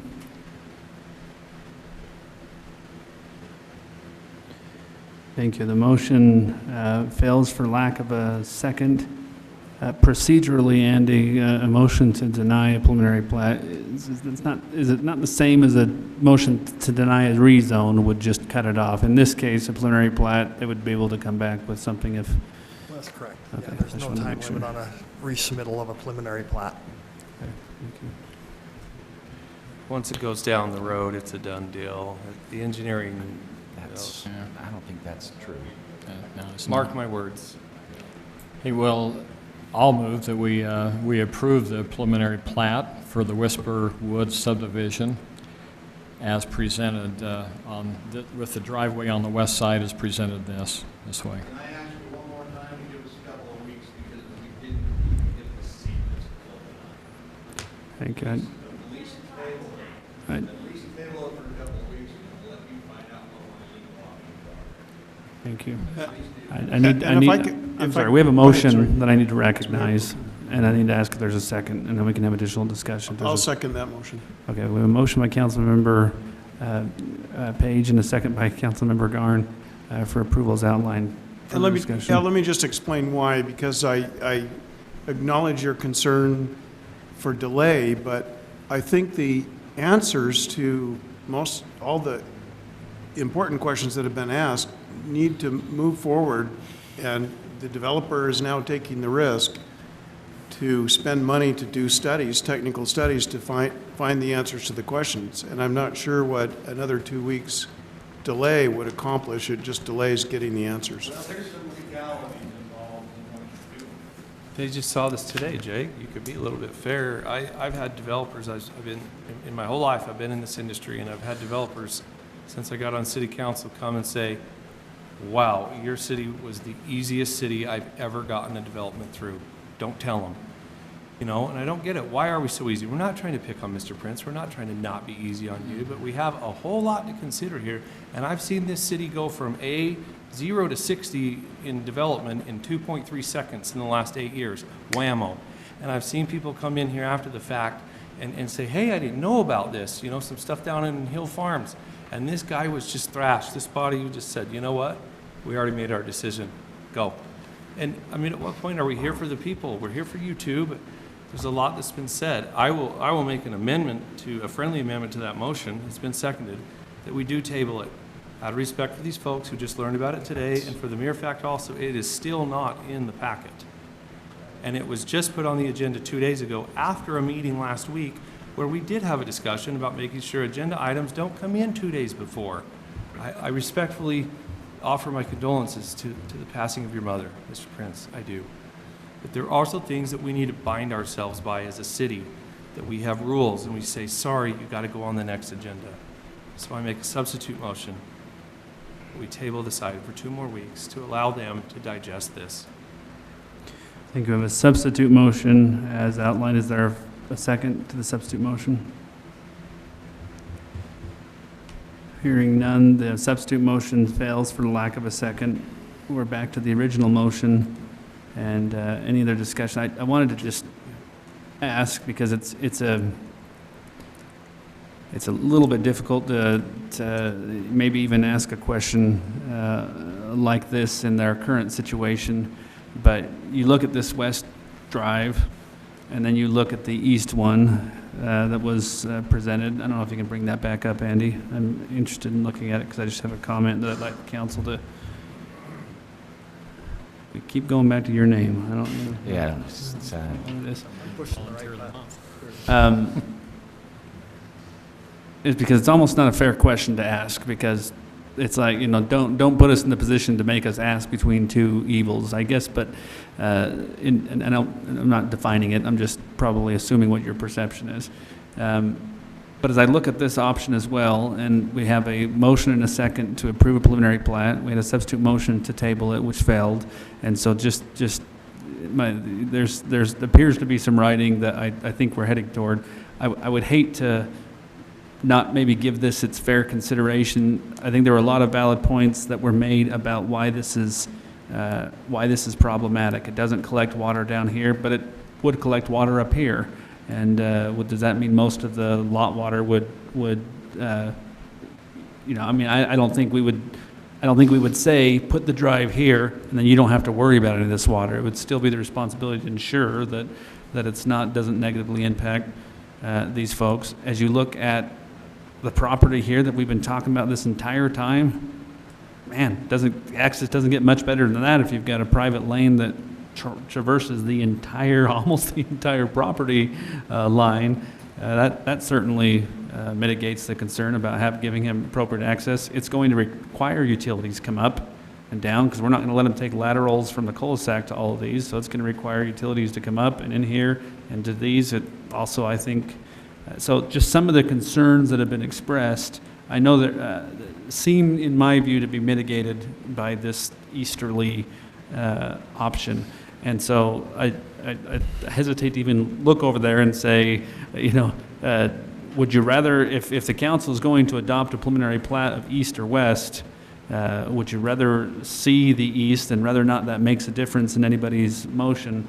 As I look at the Taylor's house, I think it's reasonable, I think probably for everybody, I think it's reasonable to stand here and say, I know it's just a private drive, but, would you have ever thought with the right-of-way going like this that we'd be building any kind of vehicular traffic this close? With the natural slope of the land here, and with the question of utilities and access, if the council was going to choose between the two, this seems, for some reasons, to address many of the concerns I heard tonight. Well, and originally I had hoped that maybe the east configuration would be completely viable and would be the one because of the same concerns that you just mentioned. My only concern is, again, because my primary concern is flooding, the optimal engineering design, and then also, I wonder if where there's a variance, then that would, the Planning Commission is just a process question. The Planning Commission is the variance body, right? So it would go then to the not necessarily. I don't think they're the variance body for any ordinance. Case. The city, I think the City Council, Planning Commission is the land use authority, but a variance to city ordinance, I believe, is a City Council action, not the Planning Commission. Okay, and does that go to the Planning Commission first and then come to the City Council, or does it just go directly to this City Council? I guess could make that call. I think if you were approving, and again, I'm not an attorney, and so maybe I defer to neither of those two, but I would still defer to them anyway. But I think if you were approving a preliminary plat with the acknowledgement that it goes outside of the scope by 50 feet of what the city code would allow, I think you would be able to make that with the acknowledgement that you're making that. Yeah, and one other thought, I don't have any idea to what this would entail, but it would be possible. Would it be possible to approve both preliminary plats and have, once you're doing the technical studies and all that, to make a joint assessment of the optimal alignment, I guess, and then come back and work with the city to determine, once you get the studies back, which would be optimal, I guess. I think the council can make a motion however they would like. In my mind, I think it'd be more ideal to give some clear direction of what's going to choose which one is what's going to happen. And I didn't want to interrupt you. There was just one comment you mentioned about this road and addressing the flooding issues. And Mr. Thompson can correct me.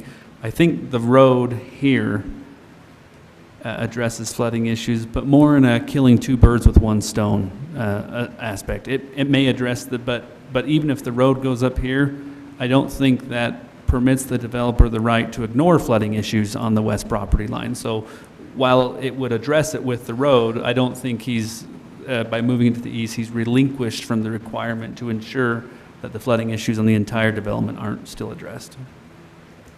Mr. Taylor, did you have one more comment? Sorry. Or did you want to Go ahead. Go ahead, I can wait. This was the part that I wanted the chance to talk about. If there was going to be, if the thing that was decided last week was not going to be upheld tonight. And my only comment would be, obviously, the preference would be that the street continue east and come through the middle or through the right-of-way. If you are not going to agree and uphold that decision tonight, absolutely, my preference would be that the road is on the east from what I can see. Now, I saw this, I've never seen this before tonight, but at first glance, there's no way I would ever choose the road next to the home than this. And with Mr. Thompson's clarification that any any water problem can be solved with enough money, then it would seem to me that that would be possible if there was that attention to it. Thank you. The other just consideration maybe, and again, this becomes hard to assess and make a determination on with little notice. The potential drawback to an east side road would be when you take the east side drive and you look at the setback of the property and you consider the difference in topography, a house on the west side of the development may feel like a towering structure because it will be much closer. Where if the road is here, it's going to, they're probably going to be built into the embankment, it's on the embankment, but to the hillside more. If they're built to the west, the access is going to be here. It is going to give some of that appearance of, it's going to be closer.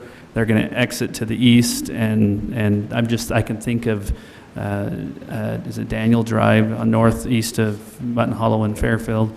Yeah. I can think of the new Symphony subdivision that's just off of Creekside, or just two that I can think of off the top of my head where that has been a concern by the time with the difference in elevation when those were built as east-facing homes on the edge of a development. Those who were existing behind there said, man, these are so close to me, and they're a two-story house, so it just overlooks. So there's trade-offs, I guess. Yeah, and my comments were, it seems like one of the biggest complaints next to bad roads is flooding issues in subdivisions. And to have the choice between the two, I feel very strongly we need to really think hard about making sure we take the best route to mitigate any issues with flooding. And if we're given a recommendation or what you feel is the best one to do that, then that is why I would want to support it. And I just want to mention that because I think Councilman Lee brings up a good point, and then I'll quit talking. But if you can just imagine with me Mutton Hollow Road and Fairfield, because it's the best way I can tell you, and the existing subdivision we have here, the Layton subdivision that towers over the homes was up here. We allowed a new city subdivision that kind of came in over and down like this. They all face east, but the developer wasn't relinquished from putting in a drainage pipe along the western boundary that came out to Mutton Hollow, and because we knew there was surface, so that ended up being a requirement of the subdivision.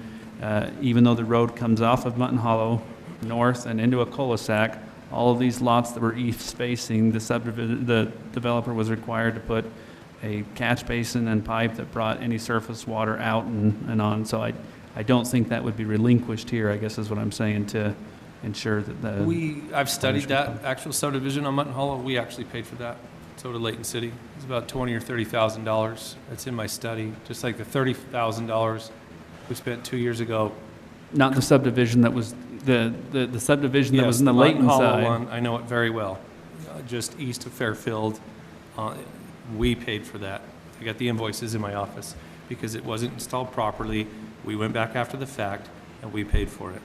So just like we paid $30,000 here, I mean, We pay for where's the Mountain $30,000 payback to the city then for money we just spent 18 months ago up there? And now it's going to be obliterated and torn apart. Where's the warranty that we get that we aren't going to have some flooded homeowners coming after us? I mean, the issues are just never ending. It didn't work over there in Mutton Hollow. I'm not, you know, I've studied it. There were 2 flooding issues on Mutton Hollow. If you take that subdivision, go to the north end, where it ends, on the other side of the city boundary, we had a flood where the Layton side of it and the houses that towered broke apart, flooded all those homes. And we did participate in fixing that issue. Now, I can't tell you because I haven't studied the invoices, but I can tell you that when that subdivision was approved, a condition of that approval was that the developer ensure that the water, because just over the line in Layton, it was a problem. When we came on the Kaysville side and new homes came in, we said that has to be addressed. The moral is the city had to go back and redo it. So Yeah, I would love to see that. what we've done here. Can I just ask Yeah, one thank question? I you. realize you have a motion on the floor, so I apologize for this, but can you answer this one question for me? Your motion 2 weeks ago said, and I quoted it earlier, that you wanted to table the item with direction to the developer to come back with a plat that includes a city street, including a cul-de-sac per city ordinance. My question is, why are you not validating that motion that you made by approving something that isn't what you motioned for last time? I'd be happy to answer Okay, that thank you. personally Yeah, for, really. for my sake. So at the time, I thought it seemed pretty reasonable, but as I thought through it and actually talked with another developer who is not related to this project at all and kind of looked at that project, I didn't see the point in having a cul-de-sac with nothing around it. And it seemed like, you know, and at this point, it doesn't seem like the optimal solution to me to reach the objectives. So I guess it would be a difference of opinion in how best to address the objectives and concerns of the neighbors and still be fair to the developer in the development of his property, that he has addressed those concerns of neighbors. And so, you know, I think you take into consideration both concerns, the property use of the property owner and mitigating impacts on the neighbors. And this alignment seemed to mitigate the impacts on the neighbors more either the east or the west, you know, which I would have preferred the east, but I wanted to see what came back to see if there was any proposal to go on the east and what the concerns were there. And as the mayor points out, you could probably have it go on the east and then have drainage still on the west. You know, so now I'm kind of back into the ambivalent stage as to, you know, which way to go there. So that's the answer to your question. The idea of it was, Jake, if you don't mind right here, if we took it up here, you don't have to have something around a cul-de-sac. I mean, there's open space on roads all over the place, but if you left this area without a home in it, and you had the right-of-way go here, here, left it where it is, or cul-de-saced it, any flood water that jumped that gate could come over here, you know, and get back into the city property, the road, and get down safely and get out of there. Instead, we're looking at putting a home right there that it could just dump right into its basement. So there is merit to the idea of leaving that alone. You don't have to put a house here. You know, the comment raised about looking out for the profitability for private developer interests, you know, seems to have a little bit of merit. We don't have to allow a lot to go there if we're worried somebody's home's going to flood in the future. We just paid quite a bit of money last year to help remedy a dozen homes that were flooding out. You know, we need to be more proactive looking at these things. But and I'll just say to close that we don't have to be in a hurry. I've seen developments take 6 to 18 months to get through cities. Try going over to Layton. I highly doubt these standards even come close to fitting into Layton. All right, so we have a motion and a second on the table. Is there any interest in amending it to an east side in your motion? I think that the point I would make is that there are, whatever configuration works, we don't know. And I'm extremely uncomfortable trying to design a subdivision up here as a council.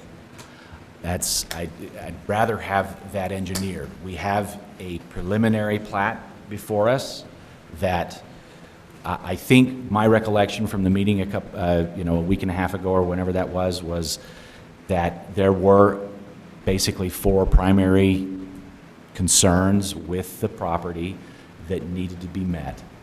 And those, in my opinion, I think at least have been on paper met. Now we need to find out if they're met in reality by letting the engineers study it. And I'm not willing to try to diagram up a different plat layout tonight. We kind of tried to do that a couple weeks ago, and I just don't, that's not really our job, and it's not really, I don't feel qualified to do it myself. Happens in other But I cities think all- I think it's important for us to I think move forward. We're almost, it's 11:30. And I apologize, just one quick question. The retaining wall, Mr. Prince, that you would put along that west side, does that provide like any, is it high enough or does it provide any deadening of sound or visual from? Okay.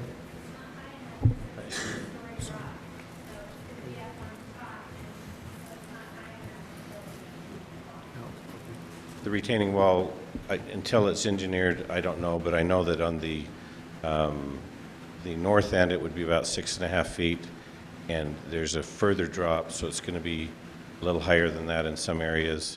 That's all going to be engineered before we make a determination. But then on top of that, we would be doing a solid fence to mitigate the sound. Okay, so at least that would have visual screenage, I guess, for visual the is Taylor home. correct. And would it also have sound impact as well? Would it help to reduce the sound from? Yes, cars yes, and it would. And it was mentioned earlier about the closeness. The homes, if it's east-facing, can be built within 15 feet of that property line. If we do the west-facing, they are, at the very least, 52 feet. No, excuse me. 12, 56 feet away from the property line. I've Yeah. studied sound and fencing. Vinyl fencing doesn't really knock down the sound barrier. I just want to remind us all that we have there's a city right-of-way we own here. This is different than most other developments. There is a bargaining chip on the table for us as the city, but with all due respect.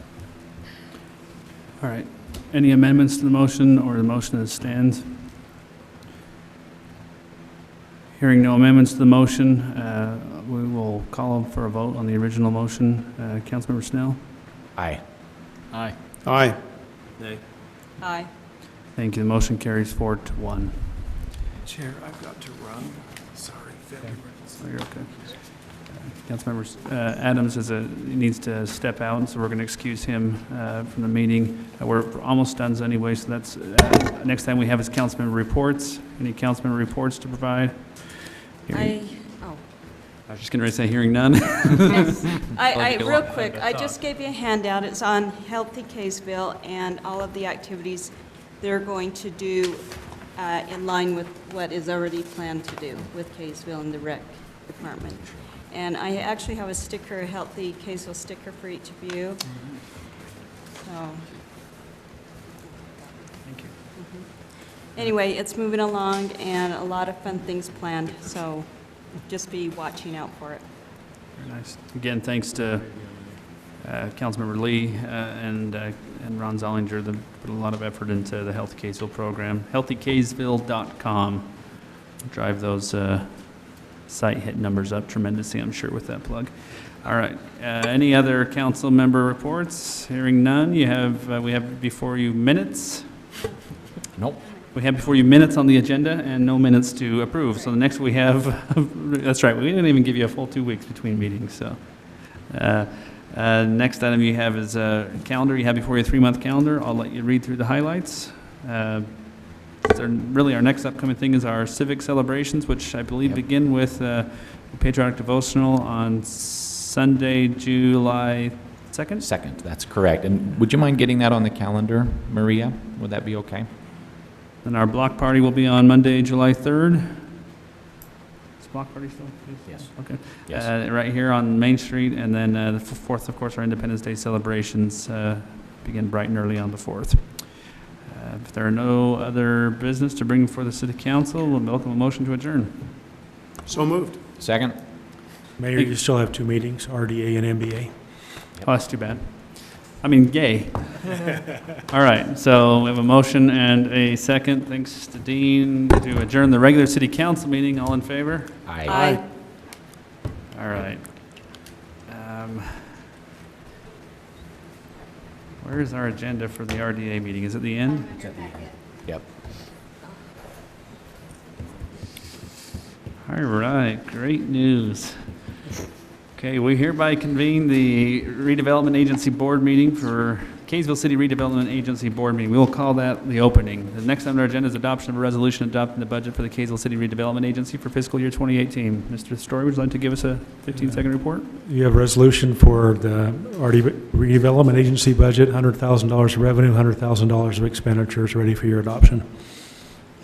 Thank you, council. This Make has a motion been, that we adopt the budget, Mayor? I'll second. thank you. A motion by Mr. Snell and a second by Mr. Page to adopt the agency fiscal year budget for 2018. Any further discussion? Do I vote on this? I can never remember. Okay. All in favor? Aye. Any opposed? All right, voting is unanimous, and includes me if I vote. All right, next item on our agenda, that's it, actually, other for this agency one. business? Yeah, hey, that was the fastest meeting we've had all night. Welcome, Mayor, I'll motion to adjourn. I move to adjourn. Second. Take a motion and a second, a motion by Mr. Snell and a second by Mrs. Lee for adjournment. All in favor? Aye. Aye. Thank you. We hereby call to order the Kaysville City Municipal Building Authority meeting. The first item on our agenda is opening. We'll call it the opening. The second item on our agenda is adoption for resolution adopting the budget for the Kaysville Municipal Building Authority for fiscal year 2018. Mr. Story.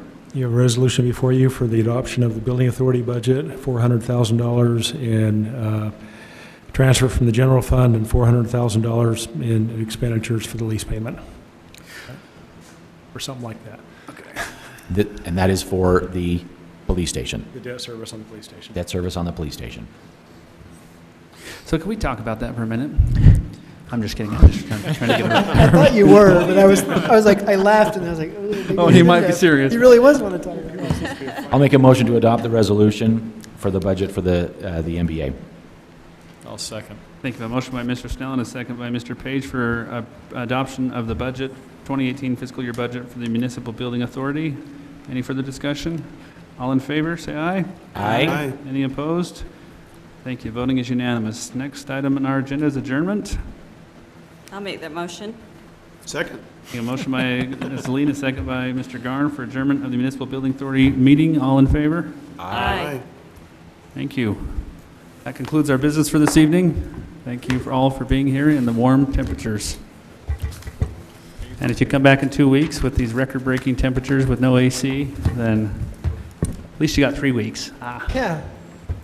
Let's make the Invite you all over to the other side of City Hall to cool down. Time we come in here.